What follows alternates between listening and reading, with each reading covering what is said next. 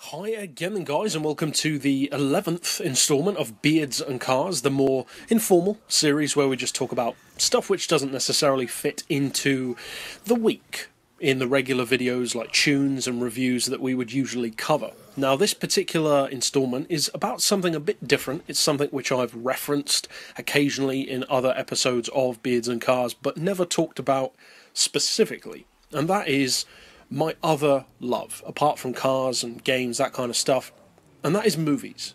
Now, as some of you may know, I have mentioned it before that I have a second channel. It's much newer than Hammer Studios Gaming. It's Sledgehammer Movies. It's still a very small channel. We're not even at 1,000 subscribers over there yet, but recently it did see a surprising jump in subscribers. Actually, it jumped up by quite a bit compared to what it was before, because compared to HSG, I don't put out anywhere near as many videos on SHM. I do put out videos fairly regularly, but nowhere near on the scale as this channel. With SHM, I aim for maybe 1 or 2 videos a week. Sometimes I go for a couple of weeks without doing one. It just depends how busy I am, how busy HSG is, and everything else around that. But basically, movies are something which I've always loved, and I would love to hear, obviously, as well, what kind of movies you guys like, maybe specifics or just genres overall. As far as a top 10 list for favourite films, I think it's very fluid for me. There are still movies which I haven't got around to seeing yet, which could well end up in my top 10, but overall I have more of a fluid top 10 with more of a definite, say, top 5. My top 5 doesn't really change that much. And basically, I'm a horror fan. I love horror movies. Horror isn't the best of genres for quality, but when you do get a good one, they're really good. And those ones tend to transcend just horror fans and become popular in general. Stuff like Alien. Some people would say it's a science fiction film. That's true, it's science fiction horror. And movies like that do transcend just being a horror fan film and become just popular in general. Others like Stephen King's It, which of course we're getting a remake of pretty soon. I'm really looking forward to that. The trailer for that movie, which I believe is specifically called The Losers Club, which is of course a reference to the book, is, I believe, a record-breaking trailer. I'm not sure if it still holds whatever record it was, but like the most viewed trailer in a certain amount of time or something like that. The trailer looks great, and I did also like the follow-up trailer that they did as well, which kind of showed a bit of a scene from the movie with the kids in the sewer system, and that looked pretty cool as well. I'm a huge fan of the original. Some people are mixed on it. Some people don't like the second half quite as much, because of course it was a 2-part TV special, and as far as TV movies go, it's an excellent one. It could have easily been released as just a straight up movie. The quality of acting, the quality of the production is far higher than you typically expect from a TV special. TV movies are kind of known for being not that great, generally speaking, and of course now with Netflix and stuff like that, the scene is all changing, but back in the day, a TV movie meant that it wasn't as good, at least in terms of production quality, if not also acting. Whereas with It, you could have easily released that as a 2-part film or even as one really long movie, because combined it's around 3 hours long. I think that's the only thing that kind of hurts the film. The fact that it is so long makes rewatchability kind of hurt. As I said, some people don't like the second part as much. Personally, I still do. It's not as good as the first, but I still like it. And of course, Pennywise is an iconic character. Tim Curry played him amazingly well. I'm looking forward to seeing what the new guy does. I can't remember the actor's name, but he's playing a totally different kind of Pennywise, a much more traditionally evil-looking clown. And speaking of clowns, the way he looks and the way he acts actually reminds me much, much more of Eli Roth's Clown movie, which had a staggered release. It was released in something like 2014, 15 and 16 in different places. If you haven't seen that movie and you are a horror fan, or maybe you are stoked for It, then I would recommend checking out Clown. It's a very good horror movie. It's a smaller film. It's got some great horror, some great tragic moments, some great gore as well, and it's a cool character. The character of the Cloyne in that film is very cool, who is the main monster, the clown. But moving on from just that, I like films which are often a lot smaller and not as successful not necessarily indie films, but sometimes that's included. Indie films, I guess, including stuff like Cop Car with Kevin Bacon. I love that movie. I like movies like Green Room with Patrick Stewart. I've reviewed quite a few of the movies that I love on that second channel. And on the second channel, my movie review channel, I tried to do something a bit different to many other reviewers, because a lot of review channels do the same kind of stuff. They go for the latest movies, and they review films, of course, which are good and which are bad. The way that my channel does it a bit differently is that I don't review new movies. I occasionally do, but I don't try to review every new movie coming out. That's not my thing. What I do is I try to shed light on movies which are maybe forgotten, or just not as appreciated as they should be. Stuff like, well, some of the movies that I mentioned, like Eli Roth's Clown, or Apollo 18, which is a great space horror film in the kind of found footage style of Cloverfield, but without the shaky cam, which is really cool. Movies like Rubber, for instance, which a lot of people haven't seen. It's one of my favourite movies, and it's a kind of movie which, along with many of my other favourites, can kind of divide opinion. I like movies that are totally unique. Not necessarily artsy, although Rubber does have elements of that artsiness, but with Rubber, if you're not familiar with it, it's about a killer tyre, a sentient tyre that can use telekinesis to kill people. Sounds rubbish.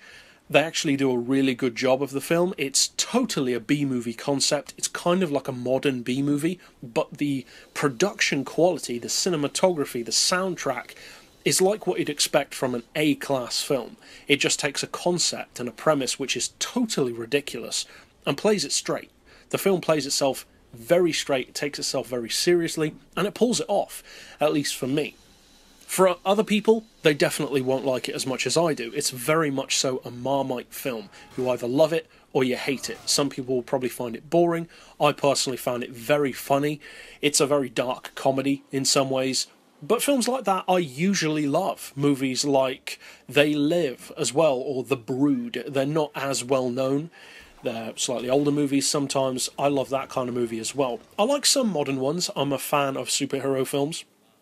I like Marvel stuff a lot more than what DC has put out so far. I'm not a DC hater, and the whole DC versus Marvel thing is retarded, but I do like more of Marvel's films than I do DC. I love Man of Steel. I think that was a very good movie. I like that they did something different with Superman, because I've never had much interest in the character of Superman, to be honest. I prefer Batman. I think he's a much more complex character, and I've never really liked the way Superman looks. He looks kind of cheesy to me. Deliberately so. He comes from that era, and Man of Steel managed to kind of play that a bit straighter, to not make a joke of the way he looks with the underpants outside and all that kind of stuff.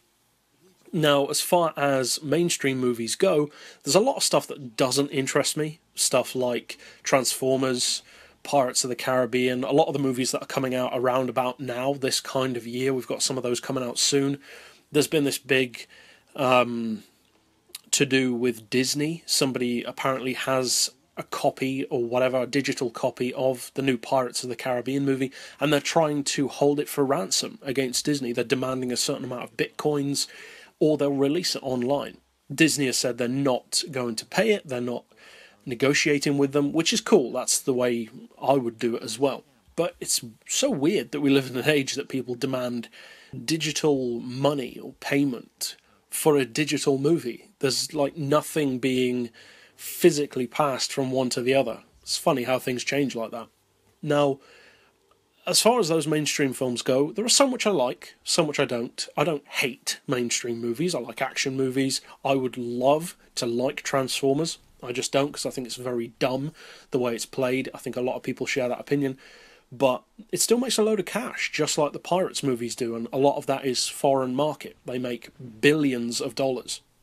Whereas the movies that I like were often commercial failures. My favourite movie of all time is John Carpenter's The Thing from 1982.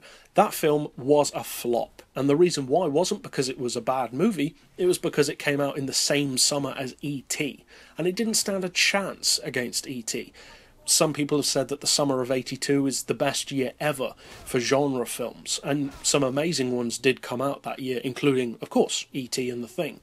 Another movie which I love, which is similar to The Thing, but actually did even worse monetarily, is called Splinter. And Splinter is a total failure as far as box office goes. It made like $500,000. I'm a huge fan of it, though. I am of the strong opinion that Splinter is the best horror movie that you've never seen. Some people have seen it, of course, but it still has no way near the appreciation that it deserves to have. It's an excellent movie from 2008. Very similar to The Thing. In some ways, it's about a parasitic creature. And, of course, it is, by definition, a horror film, a monster or creature feature. I love monster movies, I always have. And they don't necessarily need to be amazingly good. I can sometimes have fun with more campy concepts, despite what I said about Superman earlier on, because I think there are some things which lend themselves towards being more campy, whereas other things are better when they're played straight, like Superman. That more dark, or not necessarily dark, but darker tone that Man of Steel had suited the character. Some people don't agree with that, that's fair enough. Whereas with other things, like one of my favourite movies as well is called The Stuff. Again, it's from the 80s, it's a B-movie, and it's about kind of a yogurt substance which is sentient, and it's evil. Like an evil yogurt movie. It sounds ridiculous, and it kind of is, but it's really fun. It's also surprisingly well made, funnily enough, and it's a film which just doesn't take itself too seriously. Some films that works with, others it doesn't. Now, to kind of combine both channels together, cars and movies, that kind of brings me to a second point, a second primary point in this particular video, and that is car-related movies, or driving or racing-related movies. And I don't know if you guys agree or not with this, but it seems ironic to me, and it's always seemed ironic, that as much as people love cars, and cars are one of the most popular things in the world, if you're talking just a broad, general fan base. For such a popular thing, it's ironic to me that car movies never really do that well. And I don't mean necessarily in terms of how much money they make, but they're never really taken that seriously. They're not considered to be that well made. They often insult the intelligence of anyone who actually knows anything about cars. And I think for many of you guys, probably the first thing that comes to mind would be the same thing that comes to my mind first when you're talking bad car movies, and that is Fast and Furious. Now, a lot of people, of course, have a lot of love for Paul Walker because he died. Whatever. Yeah, it's very sad, but so was the driver dying with him, but nobody says rest in peace to him. It seems kind of hypocritical to me, but whatever. But it's funny that all these car films, despite having so many fans, just aren't really that good. So that when one actually does come around that is a genuinely good movie, such as Rush, which if you haven't seen it and you are a car fan and a racing fan, you should see that movie, because it's really good. It's about the rivalry between James Hunt and Niki Lauda. Excellent actors in the roles. You've got Thor in there, and Baron Zemo from Avengers Civil War, or Captain America Civil War, I should say. Basically Avengers Civil War.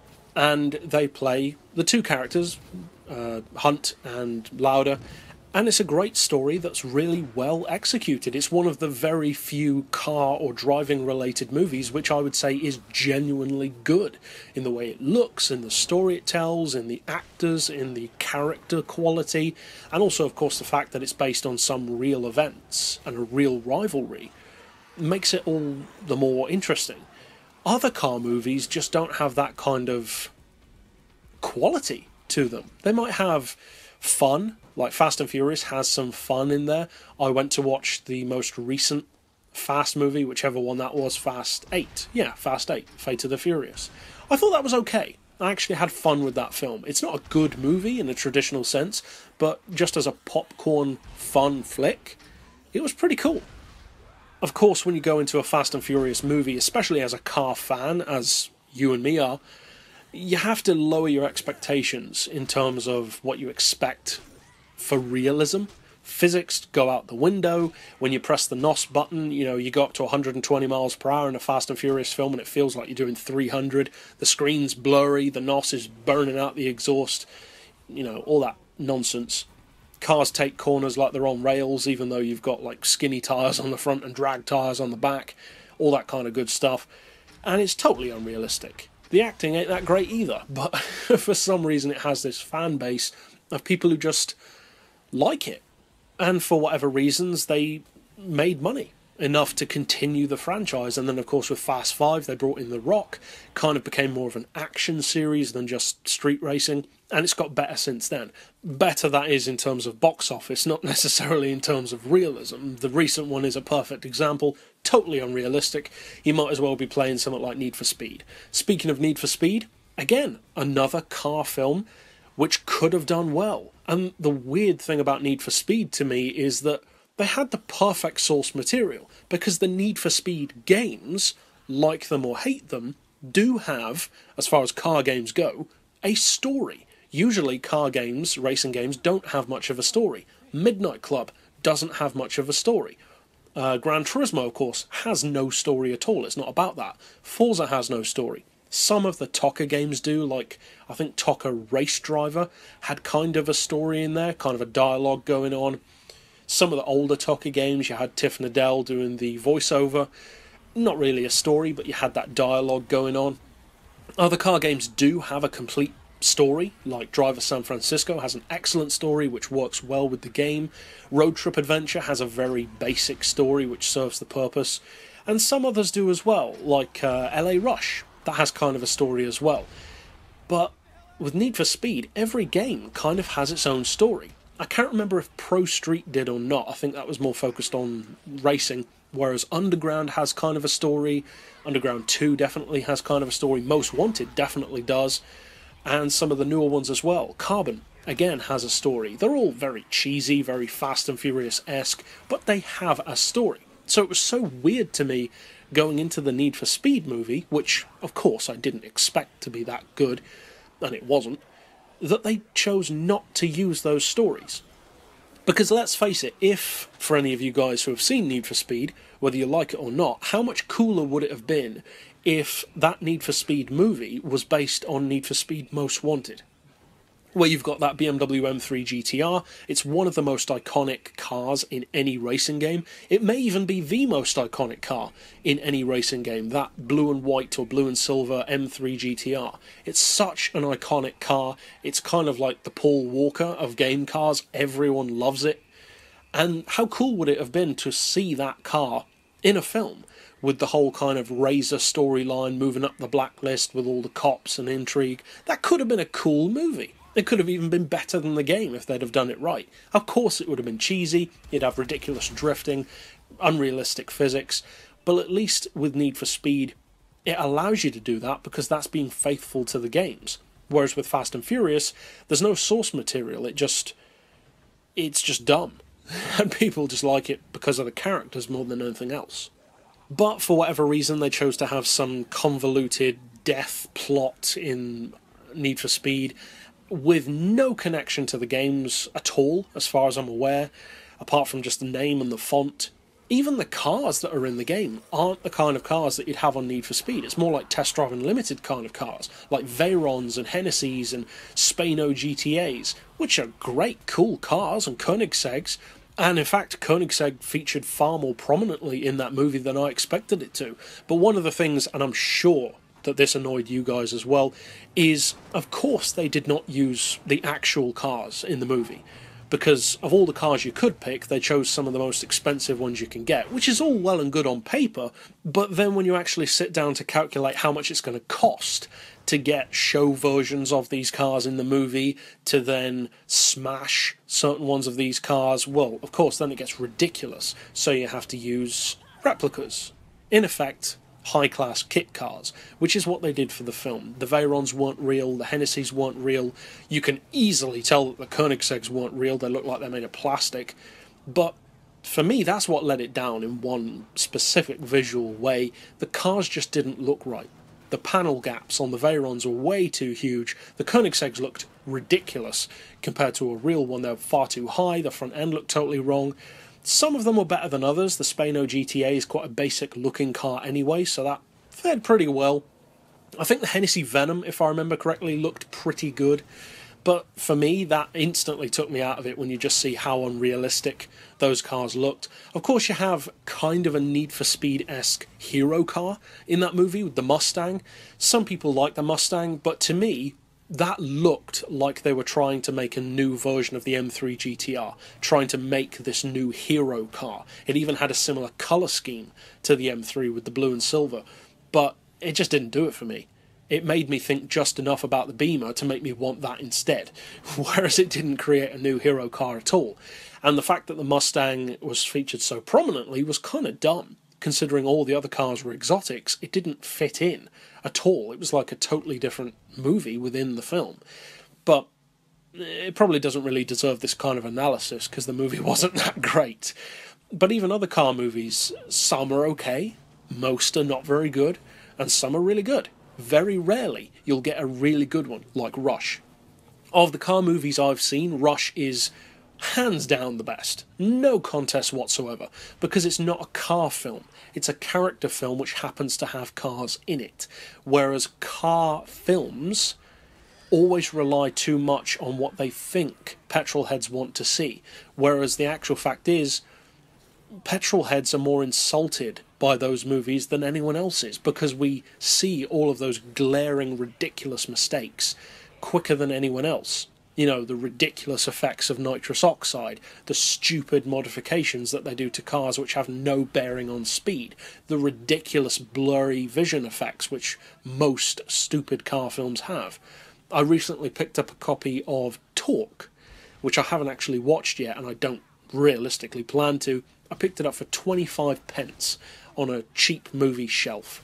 And the only reason, to be honest, why I even picked up that movie at all is because I saw a clip of it, which you can actually watch here on YouTube, of a particular motorbike race, or not a race, it's a chase in the film. And it's, as far as I'm aware, the only movie to feature my favourite motorbike, the MTT Y2K, which, for those who aren't motorbike fans, it's a Rolls-Royce helicopter-engined superbike. It costs like 150 grand. It's the fastest production bike ever made. They only built 17 of them. I don't think it holds the record anymore because it's not in production, but we all know it's still the fastest. About 243 miles per hour I think they've hit. Crazy, crazy performance. There are videos of it on YouTube outrunning fighter jets in drag races. It's that fast. To put it into perspective, as a slight side note, if you're not familiar with the Y2K, and there are plenty of videos of it, I actually uploaded one myself from Goodwood, the acceleration on that bike, to put it into understandable terms against something like a Hennessy Venom or a Veyron Supersport, I believe, if memory serves, the Veyron Supersport does 0 to 200 miles per hour in, I think it's 20 seconds. I believe the standard Veyron does it in 24, I think the Supersport does it in 20. That's 0 to 200 in 20 seconds. That's pretty quick. The Y2K motorbike does 0 to 227 in 15 seconds. That's 27 miles per hour faster, 5 seconds earlier. That is crazy fast. And that's from a bike that has 320 horsepower. Crazy, crazy performance. Red lines at like 60,000 RPM. Runs on diesel. Well, it actually runs on anything that burns, but diesel is the most efficient. It's a crazy bike. I absolutely love it. It's one of my dream vehicles. And it's featured in this film. As I said, I believe it's the only film, well, it's certainly the only film I know of to feature this bike. But as I said, you can watch a clip of this chase on YouTube, and it's so ridiculous. You've got all those cliches, like ridiculously good handling on a vehicle which quite simply doesn't have that. People having blurry vision because of the speed. Crazy stuff, like the fact that, if I remember correctly, I think he's chasing a Harley or something like that on this Y2K, and the fact alone that this modified Harley, or whatever the bike was in the film, can even stay ahead of the Y2K is such an insult to anyone who knows anything about motorbikes, because even the people who hate the Y2K, and there are some motorbike fans who hate the Y2K, they think it's a stupid motorbike that's not a true bike. You know, those are all fair opinions. It's not a traditional combustion engine, but I love it for that. That's the exact reason why it's my favourite. But to anyone who knows anything about how fast that bike is, it's so ridiculous that this Harley can even stay ahead for as long as it does. But that's just the way with car-related films. And as far as reviews go, I haven't actually reviewed, I don't think, any specific car-related movies on SHM yet. I do plan to do a review for Rush over there, and you can find a playlist with some of my movie reviews from that channel on this channel. Or, obviously, if you're interested, you could just go and check that one out. But I mostly review, as I said, these underappreciated films. As far as car films go, there just aren't that many that I would want to review. Because as I mentioned earlier, or as I alluded to, one of the things as well which I always try to do with my second channel, which again is slightly different to what other movie reviewers do, is I don't review bad movies. I review movies that have either an underappreciated following, or they have the potential to be better. I've only reviewed maybe 1 or 2 films that I've given a bad score to, but the reason why I reviewed them is because they had the potential to be so much better, and that potential, to me, makes those films worth watching at least once, so that you, like me, can see it and appreciate how good it could have been. But mostly, I try to stick to just reviewing films which are good and worth watching, because then at the end of the day, you know that whichever video that you click on that channel, it's going to be a movie that's worth watching. I don't review movies and then say, you shouldn't see this, which is something that most other reviewers do. Nothing wrong with that, that's just not the way I do it. And with car films, there are just so many that I cannot honestly recommend, which is why Rush is one of the only ones that I will recommend and probably review in the future. So, as I said, I'd love to hear what you guys think of movies in general. Are you a movie fan? Do you like the kind of movies that I like, or something completely different? There are so many genres of film, and as I said, I love it probably just as much as gaming, maybe even more. But that's it overall for this particular installment, if you will. Of course, comment down below with the kind of movie genres and films that you like, and I will, for convenience, put a link at the end of this video to my second channel. So if you want to go and check that out, you can just click that button right at the end of this video and have a quick look, see if it interests you. But that's it overall for this particular installment. As I said, I'll see you guys next time, and as always, thanks for watching.